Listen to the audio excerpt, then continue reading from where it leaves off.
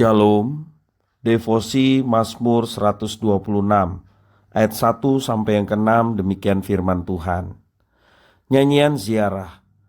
Ketika Tuhan memulihkan keadaan Sion, keadaan kita seperti orang-orang yang bermimpi.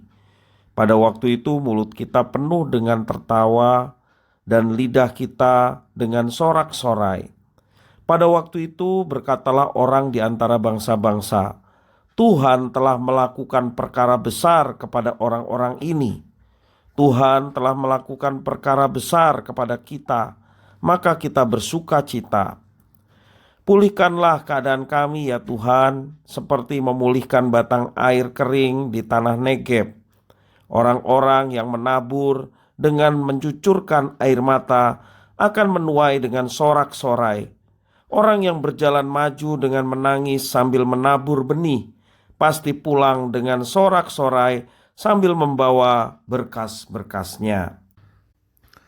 Bapak, Ibu, saudara-saudara yang dikasihi oleh Tuhan, hidup orang percaya ialah hidup oleh anugerah demi anugerah. Anugerah terbesar yang kita peroleh dari Tuhan ialah pengampunan dosa dan hidup yang kekal di dalam Yesus Kristus. Dalam menjalani kehidupan ini, anugerah-anugerah terus-menerus menopang kita sampai Kristus menjemput kita ke surga yang baka. Pengalaman menerima anugerah acap kali direspon seperti sedang bermimpi, padahal itu suatu kenyataan.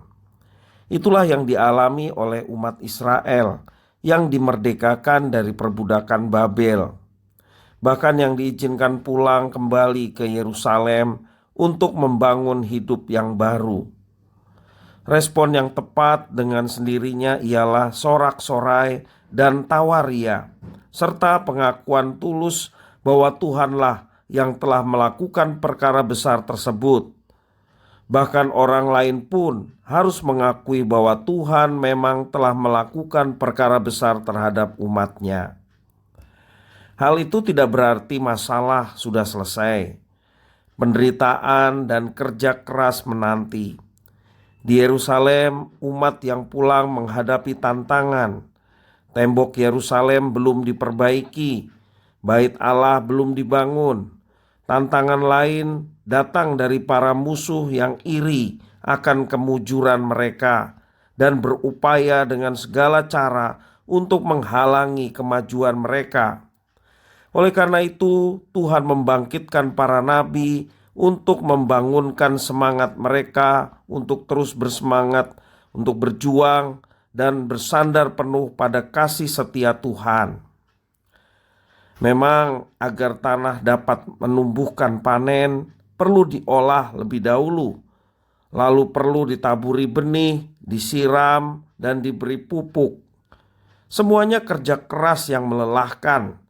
Bahkan tidak jarang disertai ratap tangis, terutama kalau alam tidak mendukung, hama justru menyerang.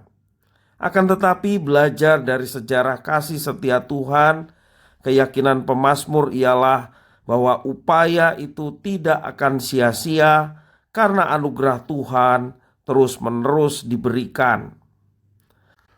Belajar dari pemazmur, mari kita senantiasa melakukan apa yang dipercayakan Tuhan untuk kita kerjakan. Dan percayalah, Tuhan menyertai, Tuhan memberkati setiap anak-anaknya yang dengan tekun dan setia melakukan setiap tugas tanggung jawab yang dipercayakan. Walaupun ada banyak tantangan, walaupun ada banyak hambatan, tetapi kita percaya kalau Tuhan menyertai, Dia yang akan memberkati setiap anak-anaknya dengan keberhasilan. Kalau firman Tuhan di dalam Roma pasal 8 ayat 32 mengatakan, Ia yang tidak menyayangkan anaknya sendiri, tetapi yang menyerahkannya bagi kita semua, bagaimanakah mungkin Ia tidak mengaruniakan segala sesuatu kepada kita bersama-sama dengan Dia? Firman Tuhan mengajarkan berkat terbesar sudah Tuhan berikan, yakni Yesus Kristus dengan karya keselamatan yang diberikan kepada kita. Maka kalau berkat terbesar saja Tuhan berikan, Tuhan pun akan menolong, dan menyertai dalam menjalani kehidupan dengan memberikan anugerah berkat-berkat yang kita perlukan dalam kehidupan kita setiap hari. Karena itu, semangatlah melayani, lakukanlah apa yang diperintahkannya, maka Tuhan akan menyertai kita. Puji nama Tuhan, Tuhan Yesus memberkati.